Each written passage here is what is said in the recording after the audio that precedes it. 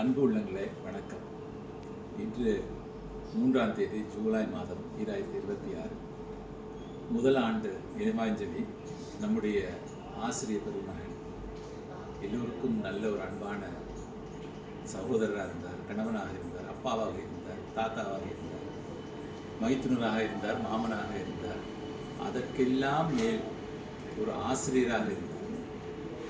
காஜாங் தமிழ் பள்ளியில், Kajang west country Tamil பள்ளியில் முன்னாள் ஆசிரியர் திருவாளர் ஜி சுப்பிரமணியம் அவர்கள் மறைந்து இன்றைய நாள் முதல் நாள் நினைவாஞ்சலி. அன்னாரின் ஆத்மசாந்தியடை எல்லோரும் சேர்ந்து பிரார்த்திப்போம். அன்னார் தமிழ் பள்ளியில் ஆசிரியராக இருக்கும் பொழுது எல்லோருக்கும் அறிந்த ஒரு ஆசிரியராக இருந்தார். எனக்கு பழக்கத்துக்கு வந்தது, நான் இருந்த இல்லம் ஜலான் புக்கிட் காஜாங், அந்த வீட்டுக்கு அருகையில் அவரும் இருந்தார். அப்போது தான் எனக்கு அவர் தெரியும். அவருடைய மக்கள் இருவரும் ஆண் மகன்கள், ஆனந்தனும் கண்ணனும். அவர்களோடு தான் நாங்கள் ரொம்ப இணக்கமாக இருந்தோம்.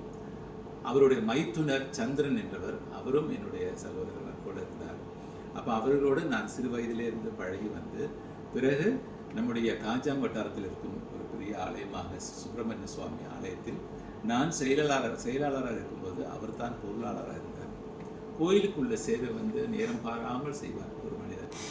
அவ்வளவு பொது நலத்தில் அவர் ஈடுபட்டதாக இருந்தவர். எத்தனையோ ஆயிரக்கணக்கான குழந்தைகளுக்கு அவர் பாடம் படித்தவராக இருந்து அத்தனை உள்ளத்திலும் அவர் குடிக்கொண்டிருந்தவர். கடந்த வருடம் ஒரு சில நாட்கள் அவர்கள் இல்லத்திலிருந்து தெரியாமல் எங்கோ சென்று, ஏனென்றால் அவருக்கு ஞாபக மறதி குறைவாக இருந்து, அதன் பிறகு எல்லோரோடும் சேர்ந்து அவருடைய குடும்பத்தோடு சேர்ந்து நாங்களும் அவர்களுக்கு உதவினோம்.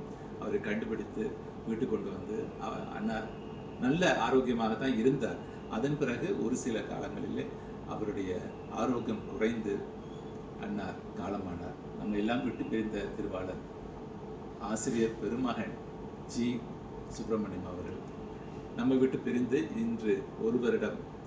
அவர் இல்லத்தில் இன்று கிரியைகள் கர்மங்கள்லாம் செய்து கொண்டிருக்கின்றார்கள். அதே வேளையில் அவருடைய மனைவியும் மக்களும் நன்றாக இருக்க வேண்டும், ஆரோக்கியமாக இருக்க வேண்டும். அவருடைய மகனான ஆனந்தனும் கண்ணா என்ற இரு ஆண் மகன்கள் இருக்கின்றார்கள். அவர்களை அழைத்து, அண்ணா அப்பாவுடைய முதலாண்டு வந்திருக்கிறது, இன்றும் நீங்கள் இந்த கண் பார்வையற்றவர்களுக்கு நீங்கள் ஏதோ ஒரு வழியில் அவர்களுக்கு அன்னதானம் கொடுக்க வேண்டும், பொருள் உதவி கொடுக்க வேண்டும் சொல்லும்படியா நான் இன்று ஒரு 40 பேர் இன்று மதியம் பிரியாணி சாதம் அவர்களுக்கு நாங்கள் நன்கொடையாக அன்னதானம் செய்திருந்தோம். இந்த அலுவலகத்தில் வேலை செய்து கூறுகின்ற 2 பேர், ஒரு சுப்பிரமணியமும் இதயா, இந்த 2 பேர்கள் இந்த அலுவலகத்தில் வேலை செய்திருக்கிறார். அவர்களுக்கும் சில பொருட்கள் இன்று கொடுத்தோம். ஆகையால் நாம் எல்லோரும் சேர்ந்து பிரார்த்திப்பது அன்னாரின் ஆத்மசாந்தி அடைய, அன்னாரின் மனைவியும் மக்களும் பேரமக்களும் மருமக்களும் அத்தனை பேரும் சுகமாக ஆரோக்கியமாக இருக்க வேண்டும். அவருக்கு திருதலமாக நாம் எல்லோரும் சேர்ந்து பிரார்த்தனை செய்வோம். இதுபோல ஒவ்வொரு கர்ம காரியங்களிலே யாரோதும் செய்ய வேண்டுமென்றால் என்னை தொடர்பு கொண்டால், உங்களுக்கு முடிந்தவரை எவ்வளவு பணம் செலுத்தினாலும் அதற்காக நாங்கள் இந்த கண் பார்வையற்றவர்களுக்கு உதவிவோம். அவருக்கு தேவையான பொருட்கள் வாங்கி கொடுப்போம், அன்னதானமும் கொடுப்போம். ஆகையால் தயவு செய்து விருப்பமுள்ளவர்கள் என்னை தொடர்பு கொள்ளுங்கள். இன்றைய தினத்தில் எல்லோரும் நன்றாக இருக்க வேண்டும் பிரார்த்தித்து நான் விடைபெறுகின்றேன். அன்பான வணக்கம். நான் உங்கள் டாக்டர் நம்பியார்.